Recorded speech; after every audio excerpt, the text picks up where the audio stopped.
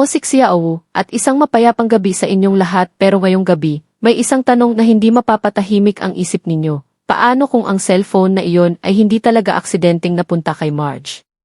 Paano kung may isang tao ang sinadyang ilabas ang katotohanan o mas malala, sinadyang sirain ang lahat? Balikan natin. Tarantang-taranta si Thea. Hindi lang dahil sa cellphone, kundi dahil alam niyang may ebidensya roon. Pero tanungin ko kayo kung talagang gusto niyang itago ang sikreto, bakit niya pahinayaan na mapunta iyon kay Edward? Hindi ba dapat itinago niya agad? O may parte sa kanya na gustong mabunyag ang lahat? At si Paulo, pansinin ninyo ang reaksyon niya. Hindi siya nagalit. Hindi siya sumigaw. Ang una niyang ginawa ay hanapin si Marge. Ibig sabihin, ang pinakamalaking takot niya ay hindi ang kasalanan niya, kundi ang reaksyon ni Marge. Bakit? Dahil ba mahal niya si Marge o dahil alam niyang kapag nawalan siya ng kontrol kay Marge, mawawala rin ang imahe niya bilang kiperpektong asawa? Ngayon, pumunta tayo kay Edward. Siya ang tahimik sa eksena, pero siya rin ang maihawak ng pinakamapanganib na bagay. Isang cellphone. Isang katotohanan. At isang pagkakataon para kontrolin ang sitwasyon. Pero hindi niya binuksan. Hindi niya sinilip. Bakit?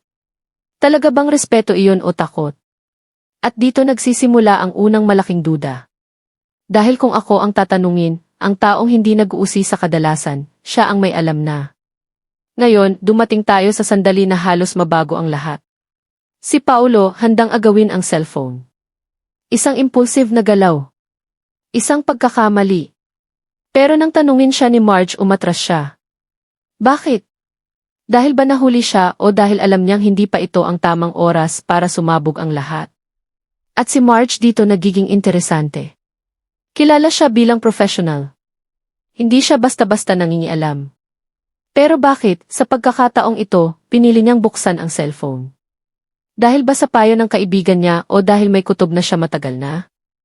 Tanungin ninyo ang sarili ninyo, kailan nagsimulang magduda si Marge? Ngayon lang ba? O matagal na niyang pinagdudugtong-dugtong ang mga kakaibang kilos ni Paulo? At boom! Ang video! Pero sandali!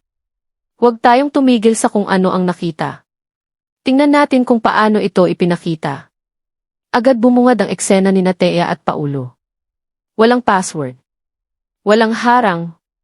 Parang handang makita. Hindi ba kayo nagtataka? Sino ang nag-record?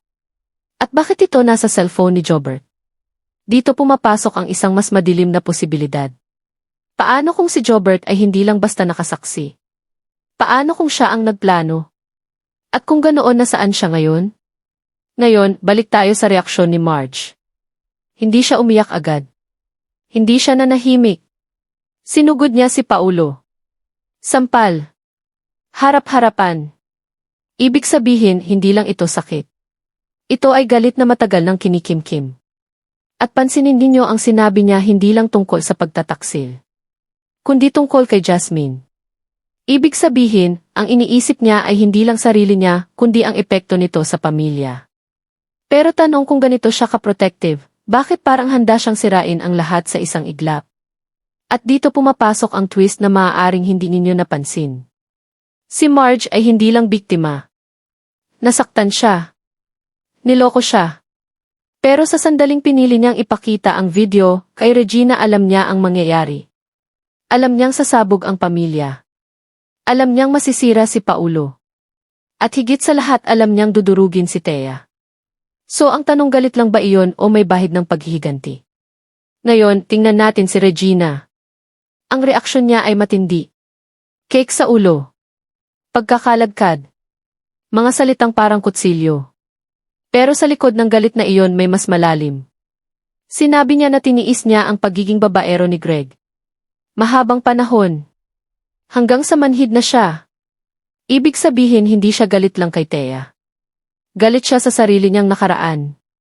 At si Thea, siya ang naging simbolo ng lahat ng sakit na hindi na ilabas ni Regina noon. Kaya tanungin ko kayo, kung si Regina ay nanahimik noon, bakit ngayon siya sumabog? Dahil ba kay Thea o dahil sa wakas, may pagkakataon na siyang ipaglaban ang hindi niya nagawa noon? At si Edward nandyan lang. Nakikiusap. Pinipigilan ang ina. Pero hindi niya pinagtanggol si Thea ng buo. Hindi niya kinontra si Regina. Bakit? Dahil ba nahihirapan siya o dahil may bahagi sa kanya na naniniwalang mali talaga si Thea? At dito lalong lumalalim ang kwento. Dahil si Edward ang taong nasa gitna. Anak. Kasintahan. Tagapamagitan. Pero kapag dumating ang puntong kailangan niyang pumili sino ang pipiliin niya. Ngayon, bumalik tayo sa pinakaugat ng lahat. Ang cellphone. Isang bagay. Isang video. Isang sikreto. Pero ang tanong iyon lang ba ang laman nito? Paano kung may mas malala pang ebidensya roon? Paano kung ang video ay simula pa lang? At ang totoong dahilan kung bakit gustong makuha ni Paulo ang cellphone ay hindi dahil sa pagtataksil kundi dahil sa isang mas malaking krimen. At kung ganoon sino ang may kontrol ngayon? Si Marge na may hawak ng katotohanan? Si Regina na may hawak ng kapangyarihan? O si Edward na maaaring may alam pa sa hindi natin nakikita? At ang pinaka nakakatakot na tanong sa lahat na saan si Jobert? At bakit parang ang bawat galaw ng mga karakter ay eksaktong nangyayari ayon sa isang plano? Kung akala ninyo tapos na ang pagsabog ng katotohanan, dito pa lang talaga nagsisimula ang mas mapanganib na laro. Dahil matapos mapahiya si Thea at mawasak ang imahe ni Paulo, may isang detalye na halos walang pumansin ang katahimikan pagkatapos ng gulo. Napansin ninyo ba? Walang nagtangkang kunin muli ang cellphone. Walang nagtanong kung saan ito napunta pagkatapos ipakita ni Marge ang video. Parang sa isang iglap, naging irrelevant ang pinaka-ebidensya. Bakit? Dahil ba sapat na ang nakita nila o dahil may natatakot na mas marami pang mabunyag? At dito ako magsisimula ng isang mas malalim na hinala. Paano kung ang video ay hindi ang tunay na sandata kundi pain lang para ilabas ang reaksyon ng bawat isa? Balikan natin si Marge. Matapos niyang ipakita ang video, hindi siya nagtanong pa. Hindi niya hinanap ang buong katotohanan. Hindi niya inusisa kung paano napunta kay Jobert ang video. Hindi ba't kakaiba iyon? Kung ikaw ang nasa posisyon niya, hindi mo ba gugustuhing malaman ang lahat? Maliban na lang kung sapat na sa kanya ang alam niya. O mas masakit may parte sa kanya na ayaw nang malaman ang buong katotohanan. Ngayon, tingnan natin si Paulo. Paulit-ulit ang paghingi niya ng tawad. Pero pakinggan ninyo ang tono. Hindi siya nag-explain. Hindi siya nagdepensa. Para bang alam niyang wala na siyang laban. Pero bakit ganoon kabilis siyang sumuko? Tanungin ninyo ang sarili ninyo ang isang lalaking kayang magtago ng relasyon, kayang magsinungaling, kayang kontrolin ang sitwasyon basta na lang babibigay. O baka may mas malaki siyang tinatago na mas ayaw niyang mabunyag kaysa sa affair nila ni Thea. At dito papasok ang pinakamapanganib na posibilidad. Paano kung si Paulo ay hindi lang nagtataksil? Paano kung konektado siya sa kung anumang nangyari kay Jobert? Biglang nagiging mas mabigat ang cellphone, hindi ba? Ngayon, si Thea naman. Sa lahat ng nangyari, siya ang pinakanahiyang karakter. Binuhusan ng cake. Kinaladkad. Pinahiya sa harap ng lahat. Pero pansinin ninyo hindi siya sumigaw ng hindi totoo. Hindi niya itinanggi ang video. Ang ginawa niya nagmakaawa. Iyan ang isang detalye na hindi dapat baliwalain. Dahil ang taong inosente kadalasan lumalaban. Pero ang taong may alam na nanahimik. So ano ang alam ni Thea? At bakit parang mas takot siya sa maaaring mangyari pagkatapos kaysa sa nangyayari mismo sa kanya? Ngayon, bumalik tayo kay Edward. Siya ang pinaka-underrated sa eksenang ito. Tahimik. Maingat. Pero nasa kanya dumaan ang cellphone. Siya ang may pagkakataong buksan iyon bago pa man ang lahat. At hindi niya ginawa. O ginawa niya pero hindi lang niya sinabi. Isipin ninyo. Kung nakita na niya ang laman bakit niya pa ibinigay kay Marge? Hindi ba niya naisip na sasabog ang lahat? Maliban na lang kung iyon mismo ang gusto niyang mangyari. At kung ganoon anong role ni Edward sa larong ito? Tagapamagitan o tahimik naman lalaro? Ngayon, may isa pang detalye na masyadong mabilis lumipas. Ang kaibigan ni Marge. Siya ang nagtulak kay Marge na buksan ang cellphone. Siya ang nagsabing alamin ang katotohanan. Pero sino ba siya talaga?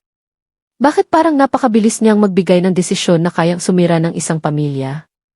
Tanungin ninyo ang sarili ninyo kaibigan ba siya o katalista? Dahil kung wala siya baka hindi binuksan ni Marge ang cellphone. Baka hindi nangyari ang lahat ng ito. At dito lalong lumalalim ang palaisipan. Ilan sa mga nangyari ang aksidente at ilan ang planado. Ngayon, bumalik tayo sa pinakasentro ng lahat. Si Jobert. Ang taong halos wala sa eksena pero siya ang dahilan kung bakit nagkakagulo ang lahat. Bakit nasa kanya ang video? Sino ang nagbigay? At bakit parang handang-handa itong makita ng kahit sino? Ito ang pinakadelikadong teorya sa ngayon. Paano kung si Jobert ay hindi biktima? Paano kung siya ang nag-ipon ng ebidensya laban sa kanila? At kung ganoon para saan? Para protektahan ang sarili niya o para pabagsakin ang iba? At kung may hawak siyang ganitong klaseng sikreto, ano pa kaya ang nasa cellphone na iyon na hindi pa nakikita? At higit sa lahat na saan siya ngayon habang nagkakawasak-wasak ang buhay ng lahat. Dahil kung buhay siya maaaring siya ang maihawak ng susunod na galaw. At kung wala na siya ibig sabihin may ibang taong kumokontrol sa lahat ng ito. Kaya tanungin ko kayo, handa ba kayong harapin ang posibilidad na ang affair ni Thea at Paulo ay simula pa lang ng mas malaking eskandalo? Dahil sa susunod na mangyayari maaaring mailumabas na pangalan na hindi ninyo inaasahan. At kapag nangyari iyon baka ang tunay na kalaban ay matagal na nating pinapanood pero hindi natin napapansin.